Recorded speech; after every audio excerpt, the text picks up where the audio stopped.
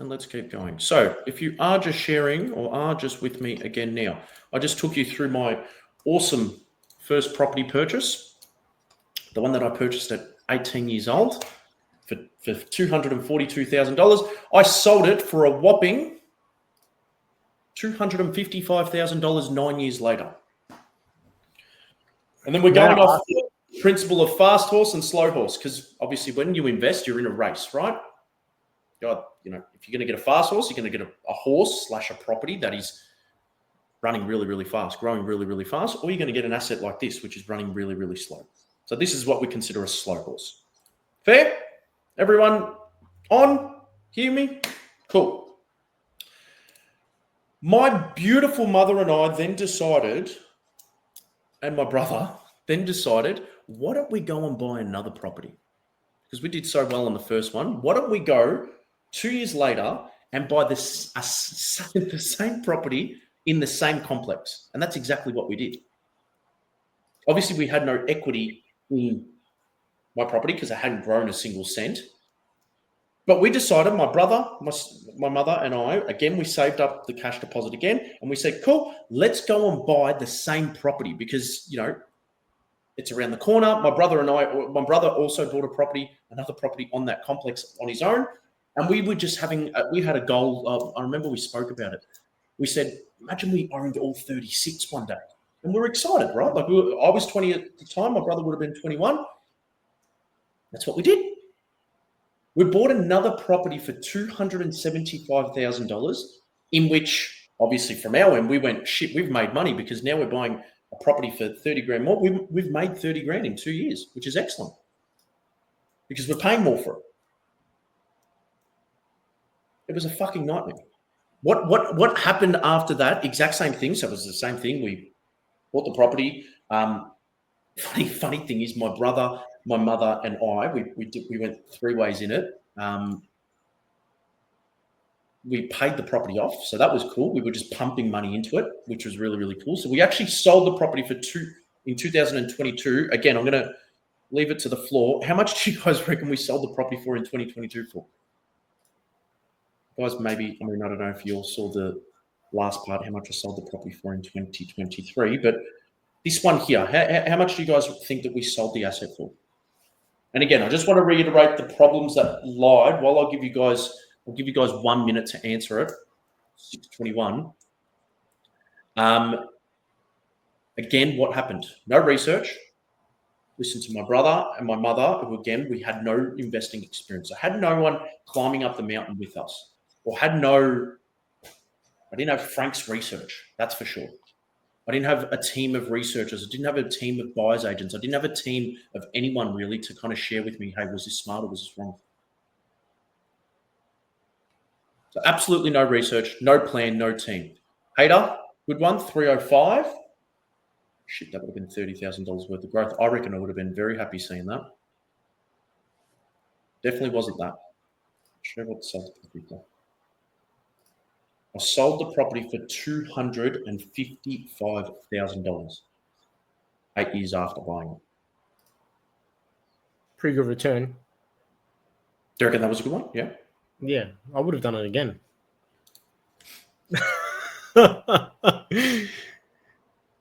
Shithole. Now, what I want to highlight is the actual feeling of this, okay? Because this is what happens, and this is what goes on. Now, I won't say I'm lucky. I don't think either of us can say we're lucky, right? We're lucky in the sense that we had a mindset that was like, well, let's just keep pushing forward because property is the right asset, right? Because it's something very similar happened to you. You probably copped it a bit worse than me, Frank. But what goes through your mind, what goes through most people's mind when they've got an asset and they know that they've lost money on it, right? This is the typical thing that happens. This is where people get stuck, and this is where I want to unstuck it for yourself. Come 2023, when I knew that I was going to sell the property for $250K, right? Because I was speaking to the agent. What goes through everyone's mind, and I actually helped a really good friend sell his property as our accountant, and he went through the same thing. He was going to lose money on the deal. What if I just wait? What if I just wait for the property to grow in value because there's like an emotional trigger with the fact that you're solidifying, you're crystallizing the loss when you sell it. But if you wait, maybe it might go to 305 and then emotionally it might feel better. The dumbest thing you can ever, the dumbest way you can ever think about it. Because every single day I'm holding this asset, I'm costing myself 100, 150 grand a year in growth I can get elsewhere.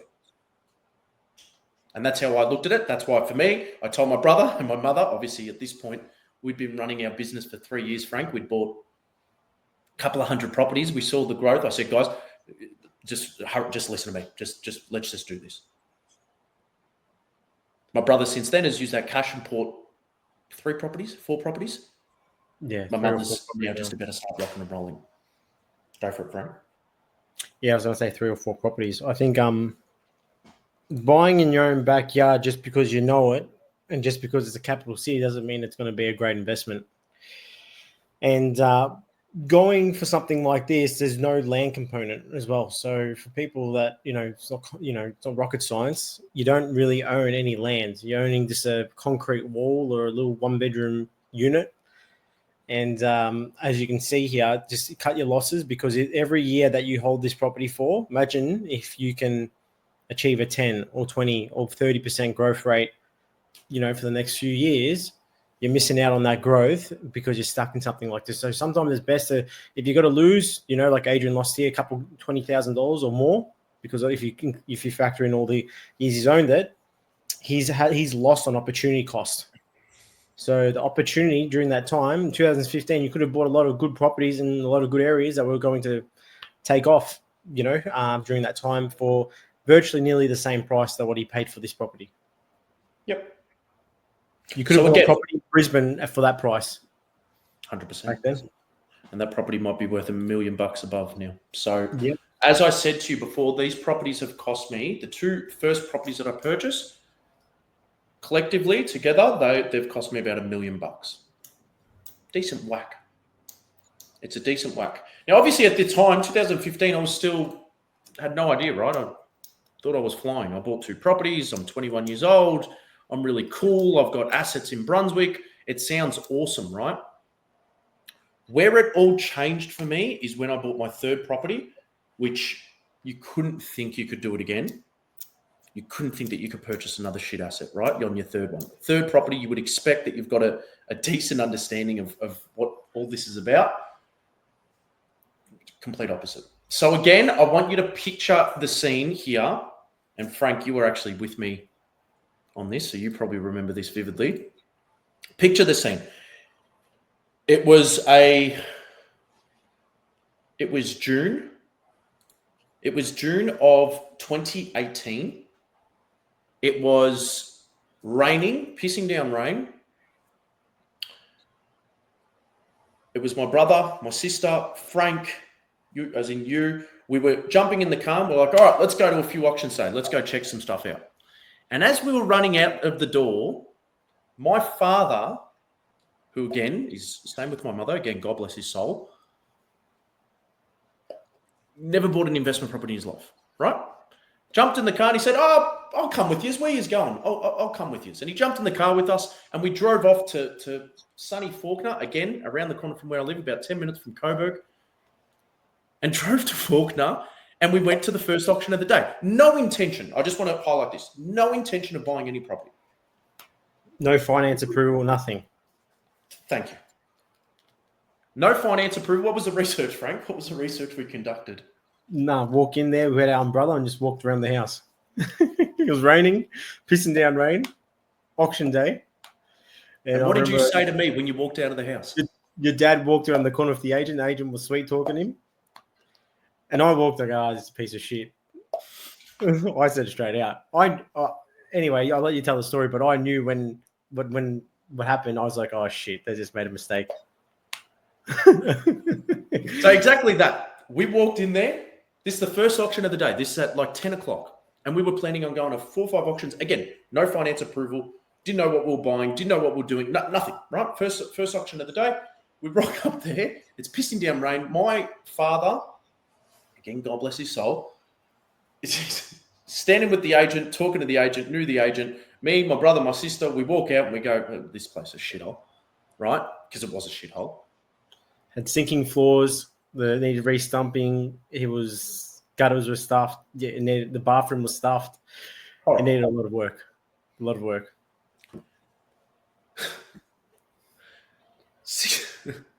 The agent starts off the auction and he goes, "Cool, guys, we're going to start it off at $600,000. $600,000 going once, $6,000 going twice, $600,000 going three times." My awesome father decided to put his hand up and he said, "Yeah, 600 grand." And me and my brother looked at each other and we went, "What's he doing?" They sold it under the hammer. They sold it to us at auction. And we looked at each other and we went, "What the fuck's just happened?" The agent brings us in and they said, "Listen, we can't sell it for that cheap. But, if you can go up $15,000, $20,000, then we'll sell it to you." And I said, "Guys, I do not want to buy it. This is not my property. I don't want to buy it." Anyway, cut a long story short, we ended up buying the property. From that moment, it was just a nightmare. It was a nightmare. And at auction, go on for a Frank. I was going to say, as well, at auction, when you buy a property at auction, you have to put the 10% deposit up front. Correct. So I had no to clauses, no clauses, no financial clause, no pest and building clause, nothing. So when you buy a property at auction in Melbourne, no clause. I'm not sure if that's the same if you're watching from other states, but no clauses at all. So you have to get the finance, otherwise you lose your deposit. Yep. And no subject to this, no subject to that. I mean, the building and pest thing, it'd blow up like a rainbow if we did building and pest on that thing, right? Exactly right. I had to put $60,000 down, which I didn't have. Actually, excuse me. I did have. Sorry. I'll explain the story. $60,000 down. I had to transfer it there and go, "What have I just done?" From that moment, then went and started organising finance. Got finance. 2 days before settlement, our broker ran off. I had to come up, I had to scream around to my entire family, had to come up with $360,000 from my whole family, my uncle. We settled on the property. I didn't lose my 60 grand. We renovated the property. We spent about 30, 40 grand on the property. We got tenants into the property. They were ice addicts and didn't pay rent for 6 months. This was the nightmare. And this is where it all changed. So this was actually the asset. 3 properties, right? 3 properties. It says property 2. That's the third asset. 3 properties by 23 years old. And this was the one where I went, "Holy shit, I've probably got to do something here." And that's where Frank and I, it happened at the exact same time. But again, I just want to go off the principles, right? Because it's not just about me. This is about what you guys can get from it. No research. No building and pest. No electrical inspections. No plumbing inspections on the asset. No plan. No finance. No plan. No, nothing. Everything that we teach, I did not do. And this is why I'm so big on the fact that if Frank and I can do it, anyone else can do it. But that was a fork and a purchase. Do you guys want to know what I sold the property for in 2024? And this is going to be interesting to hear if you guys think it's a fast horse, slow horse. And people watching, it's a 600 square meter block, or I think it's just under 3-bedroom home. Is it 600? What is it? 3-bedroom? 3 better, 600 Faulkner. Yeah. Which is Faulkner's what's that? 13 Ks or so away from the CBD of Melbourne, 13, 14 Ks, maybe a bit more. Yep. North of Melbourne. This is what I sold it for, guys. 2024, the property sold for $788,000. So we did better than the other 2 combined. So that's a plus. But the renovation cost me 30 grand. The property cost me 10 grand a year. And that's back then. That's when interest rates were at 2.5%. Remember, this property rented out for $400 a week, $420 a week. So like a pretty horrible yield. The average capital growth was 4.47% per annum, which is below the Australian average. Now, people look at this and go, "Wow, 788, that's not bad going." It's a shit end. I'm going to show you that very, very soon. If the average is 7% in Australia and you're getting 4%, then you're not doing well. You're not doing well at all. At all. And that's no research. There's no strategy there. So if you really think about it, you might as well go to the Crown Casino and put it all on red. Really, this is how it all played out. But I keep going because I think it's good what you've done and how you've changed the whole portfolio, because there was a lot of 3 bad assets. Two of them went backwards in value. At least one went up in value. Yep.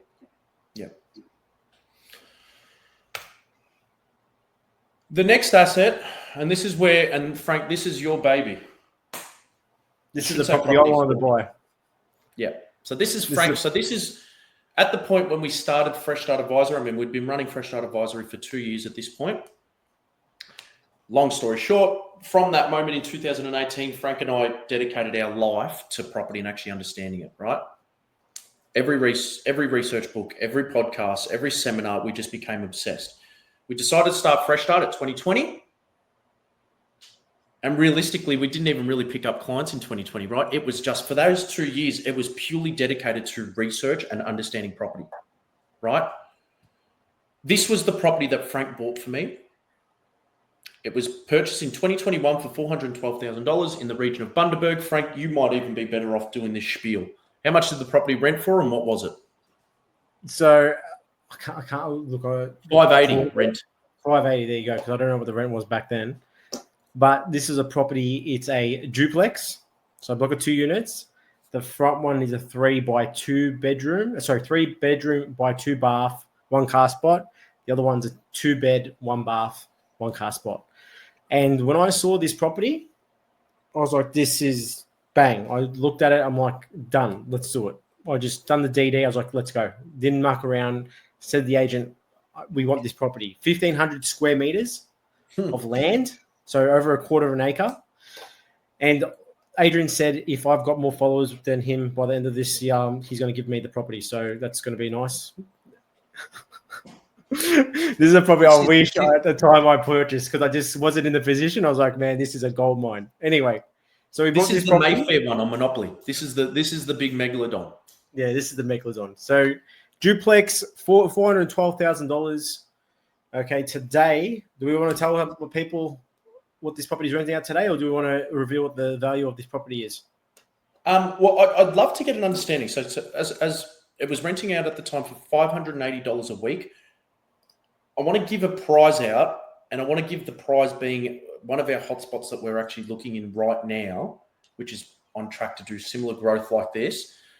If someone can get what the rent is, or at least within the next, like the rent has risen dramatically and the value of the asset has risen dramatically. I want to see how close you guys can get to both of those figures. While people are doing that, I guess this property has massive potential to probably put another size dwelling like this property here right next to it, because it's got this big parcel of land and backyard, which I think we're thinking of putting a granny flat on there, or maybe a couple granny flats, because that's how big this block is. So back in 2021, when we went into Bundaberg, this is probably one of the first regions that I knew that this was going to take off and be a gold mine, which it was.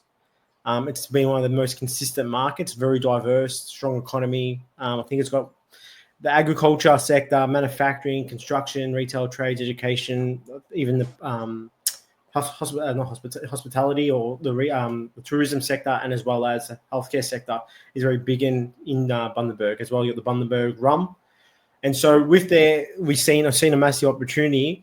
And when we were buying property, we were getting property, like you said, a duplex for $400,000, buying houses for $300,000. I think we bought your sister-in-law a house for $310,000. That was a 4 by 2 by 2, and today that property back then was renting out for $440. I remember it was like a 7 point something % yield. So crazy returns in Bundaberg.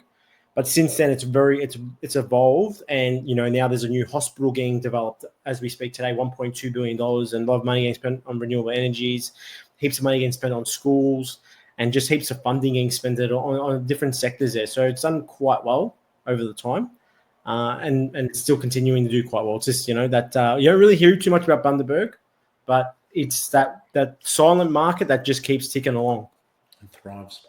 We've got a few guesses. Giulietta, $900 a week, and the property value is $950. And then we've got Jen Lee, who said $670.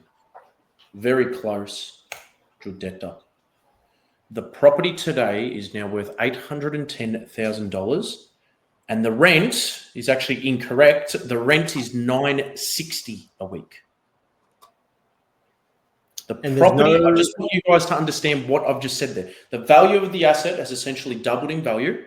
400 grand in 4 years. It's not bad going. That's $100,000 growth every year, which is an average capital growth of 18.41%. And the rental income has gone from 580 to 960.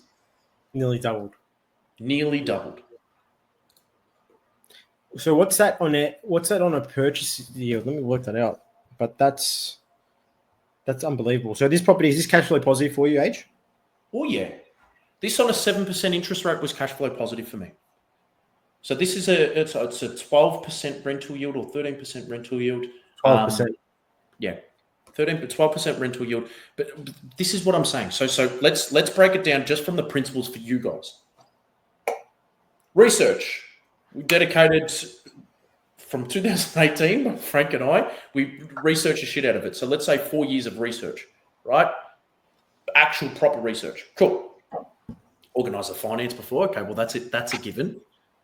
Had the team around us to actually understand, is this going to fit? We built out a plan to buy, hey, we're going to buy this one and then we're going to get into the next one when we're going to do that.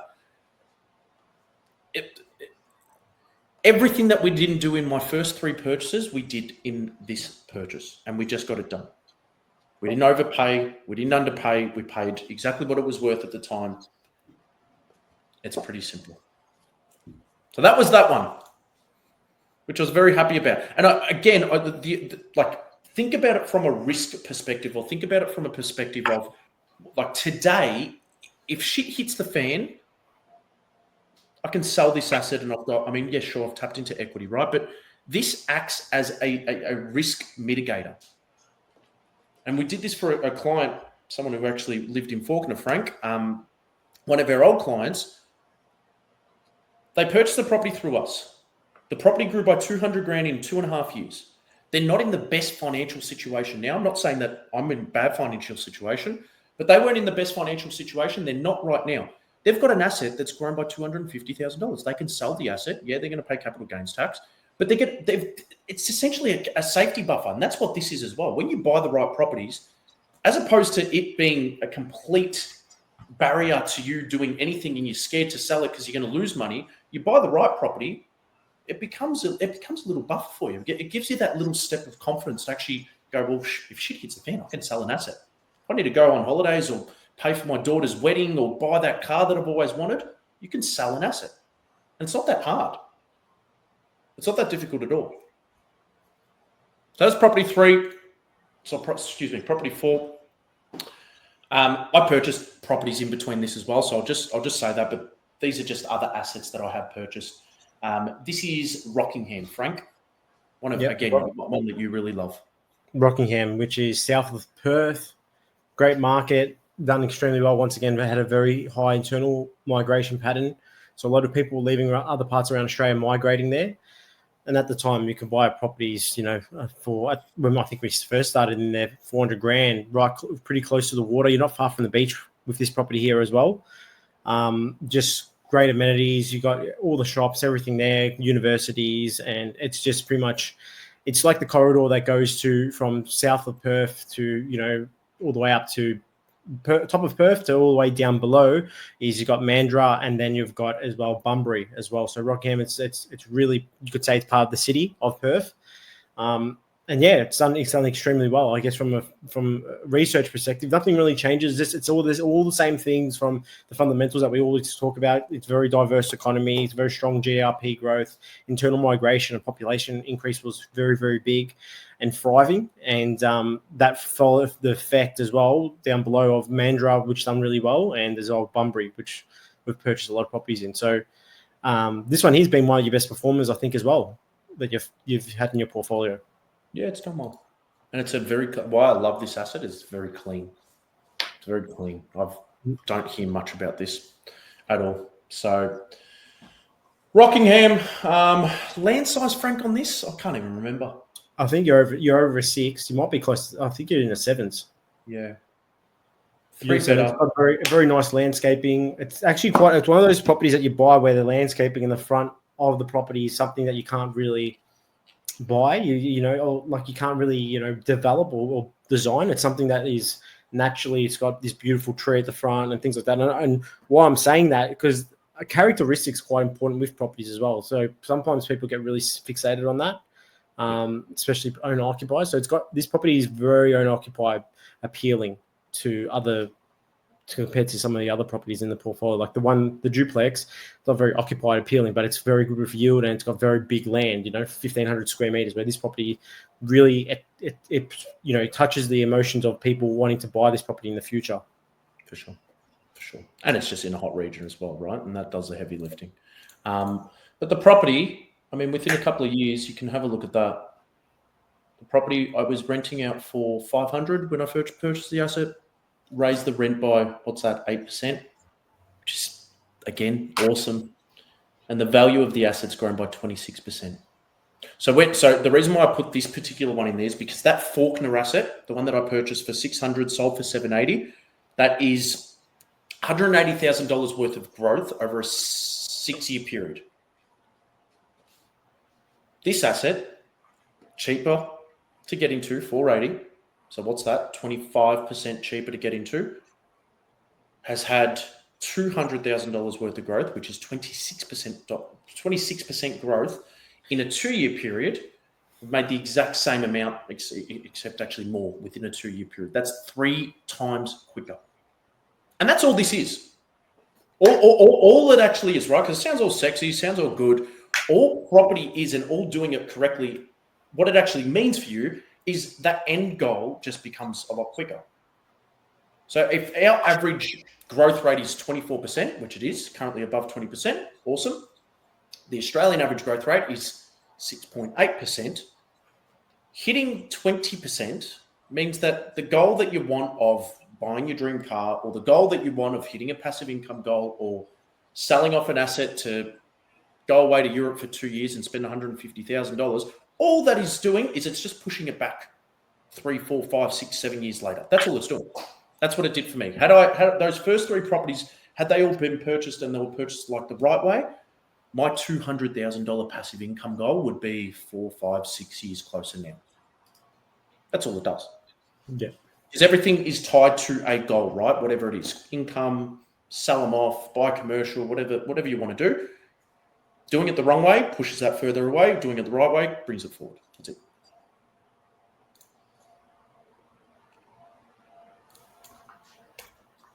That's a portfolio, Frank. That's not the whole portfolio. If we had to sit and run through the whole portfolio, we'd be here to a lot later than 6:45. But that's 2 good assets that I've purchased, and that's 3 bad assets. I hope you guys have taken lessons from that. I really do. I really do. Do you want to leave anything with the viewers, Frank? No, I think, look, the research side of things, it does 70% of the heavy lifting in the market. So people that are wanting to get into the market, that just focus on that, and that will do majority of your heavy lifting. Of course, asset selection and the DD on it, that's important too. That's part of the 70%. Of course, the strategy, the plan, the team, the finances, and having the right structure is very important too. You can have that all down pat, but if you don't have the research and the property selection and understand how it all kind of works and what makes a market tick, really, you're just gambling, okay? And you can get the whole thing wrong. So, like your other properties there, you didn't have any plan, strategy, and all that sort of stuff at all. The research definitely wasn't there. And as you can see, just by doing the research, you could have just bought any property in those areas there of Rockingham, and it would have done well. Of course, you want to stay away from certain pockets, but I'll leave that at that. Yeah. I agree with you, and it is gambling. And to be honest with you, I copped it. I stuffed up, but again, happy and grateful that I did stuff up because it's led us to where we are. So Definitely. Awesome. It's 6:45. I know we've been pushing this along. Thank you guys for staying on board. And I know obviously there was a technical issue as well, but we got there. I hope you guys take the lessons. Biggest lessons being do the research, build the plan, get finance sorted. Don't buy at auction if you haven't got your finance in place. Pretty simple. But then also there's a big difference between a fast horse and a slow horse. And once you get into investing, you are deciding to get into a race. If you're in a race, you may as well go for first, or you may as well go for the best asset. Not fuck around and go for a shitty little asset that's going to hold you back and keep you stuck. So thank you, Frank. I appreciate you. Thank you for jumping in. Thank you, everyone who stayed around. We do have a few presents to hand out. Judetta, you'll get one. And Donna, thank you always for coming on. I appreciate you. And we'll rock and roll. Have a beautiful night. Consistent. Thanks, guys. Always there. See ya.